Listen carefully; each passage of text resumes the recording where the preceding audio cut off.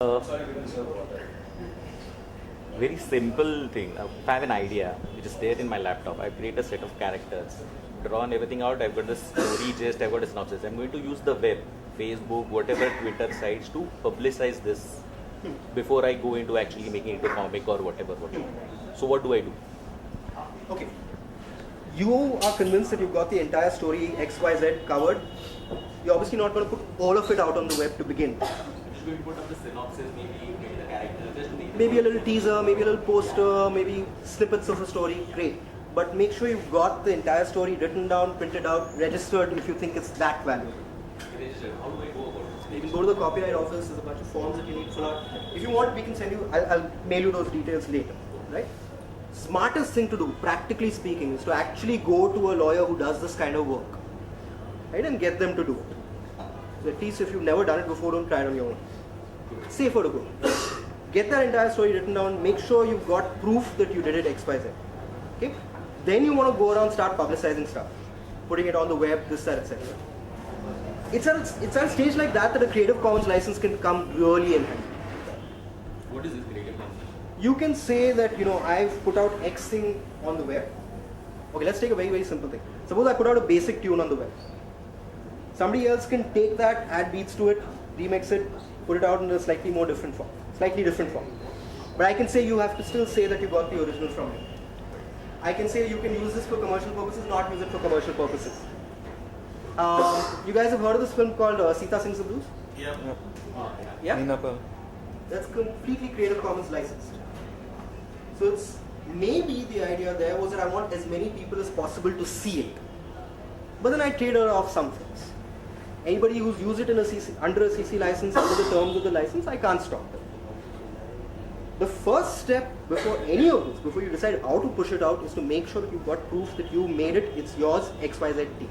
The simplest thing is I go to a lawyer, take that whole thing, get it registered through him, and get If it you're convinced it's that valuable. Absolutely. I think it's helpful to say what people should write at the bottom of every page. The standard copyright sentence. Maybe you should tell them what they should put at the base of every page. See, here's the thing. The simplest thing to do is to say this material is copyrighted in XYZ name, or the copyright symbol, name, make sure you put a date. At least that. Right? It's slightly different from maybe something like a trademark. You've seen the R symbol? Right. So the R symbol you can only put if you've got a registered trademark. There's no such restriction on putting that C symbol down. So that's a smart thing to do. Just put that symbol down, put your name on it, make sure you've got the date on it at least. So if I make something, I should at least say copyright Bhavan Patel such and such date. On every single page. So when I go to a copyright office, I get my story copyrighted, they give me a receipt. Receipt must be having a number or something. Yeah, right. All of But the thing is that copywriting thing will take approximately 2 to 3 years to get done. So until then, I can use that receipt number as my copyright number. There must be some numbers or something. Yeah. You can say, look, I've submitted it to the copyright office on such and such a date. Okay. What do you want to prove? Copyrighted on such and such a date on my name. That's it, right? Great. More importantly, what do you want to use it for? You want to use it to show that I thought of it on such and such a date and I put it down. Exactly. That's what matters. And this is just perfecting your title. You already have copyright. The moment you write it down, it's already there. Going to the copyright office is just abundant caution. Look, If anything. here's a simple thing, right? You already have copyright. Here's a real live example, as real and live as it gets.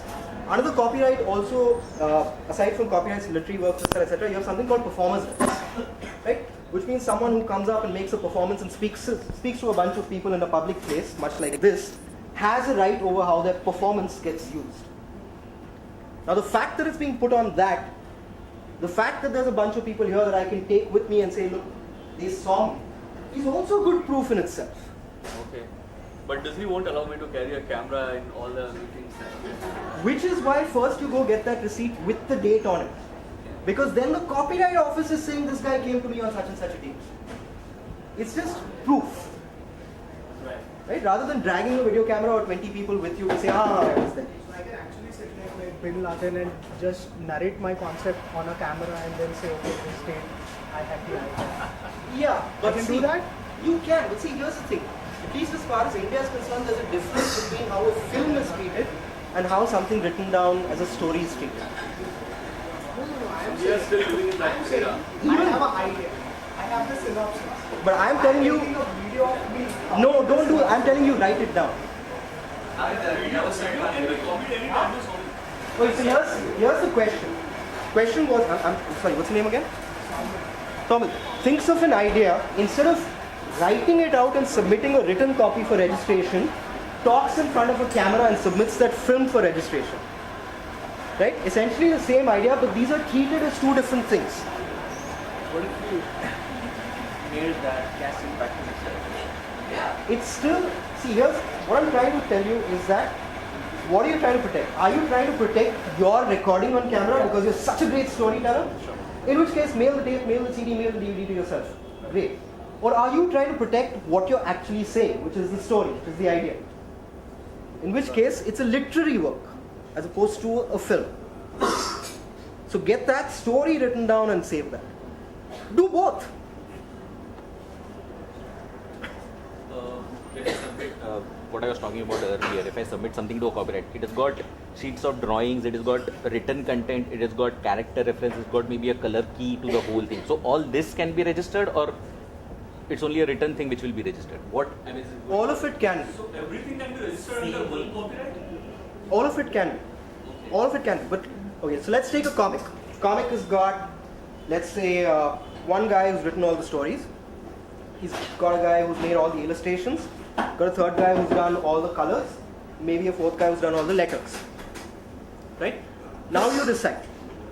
Do I want to protect just the story by itself? Do I want to protect the whole comic? You can do both. You can slice it into these three parts as well. And the whole thing together. Because that's an adaptation of the story. So I write a story today, I get it copyrighted. Tomorrow I make a comic, I get the comic also copyrighted. The third day I make a film out of it, I get the film also copyrighted. No one stops you from copywriting it every step of the way. Now I write an idea. I'm sorry, I'm asking too many questions, but I have an idea. I wrote it. I got it copyrighted, and then one fine day I see a filmmaker. Let's. No, I'm going to feel really bad. Okay, I'm writing a story and getting it copyrighted. It's not an idea. No, just say registered, not copyrighted. Registered. Okay. Yeah. I've registered a story. I went to a filmmaker, discussed it with him for like last 2 or 3 years, and then things didn't work out, and I'm still working on the idea of the story with some other studio. And then one fine day, I see that filmmaker coming out with a film that I suspect, looking at the trailer, and it's somehow based on the story that I Convince a court that this guy is making something which is based on my work. I haven't given him permission. You can get something called an injunction, but pretty tough. How are you going to show that? Trailers come out like say a month or 45 days in advance to the release date, right? Yeah. So if you've got enough material in the trailer and you can prove that it's been taken from something I did, then you can get an injunction stopping him from releasing the movie at all. Okay. But it's much tougher. Why is it tough? If I can prove that there are certain sequences in the trailer. See, the story ends there. If you can prove the story ends, you can. Maybe that guy. I'm just saying it's tougher if there's only maybe a 30-second commercial. So 30-second commercial and the guys go out for press releases and all that. They are talking about okay, Mumbai gets destroyed in 2012. This is blah blah blah. If they put So okay, enough this of is it my out, idea. you can. Okay. They put enough of it out, and you can say, look, this is what they're making, this is what I thought of. You show the similarity, you can. Okay. Yeah, slightly different subject, but this is about quotations. Suppose I'm writing a novel or I'm writing a film, and one of my characters is quoting another author, or he's quoting, a line from another character, just in conversation, which is something, or he's singing a song. He's singing a song which has copyright separately, but he's doing it as part of that scene in his interaction with another character. Firstly, do I need to take copyright permission for that? And secondly, even if I do need to, what do you advise practically? Because I don't think it's fair to demand copyright when I'm writing a new scene and it involves a like we do in conversation, right? We sing snatches of songs or we might quote somebody. So if we do that in conversation, why can't I depict that in my own original work? And I mean, what do you recommend practically? Should one ask for permission or should one just go ahead? Or? Okay, I'm just gonna say something which you probably already know about, but just so that everybody's on the same page. You're taking a quote from, let's say, an author who's long dead, term of copyright has expired, you put it down, all of that, that's fine. Right? There is a term of copyright which is lifetime of author plus 60 years. If the quote is older than that, you take the whole damn thing and put it in, it's fine. There were a bunch of questions about using Three Little Pigs or XYZ characters, you can, it's fine. Beyond that, really, it becomes whether you're using substantial portions of the other guy's work. I would think that if you're using just a quote that is famous, that is popular, and using it as a part of your scene, it's fine. Unless you do something which amounts to more common law, passing off as something that's come from that other guy. Trying to make it look like the other guy was involved in some manner.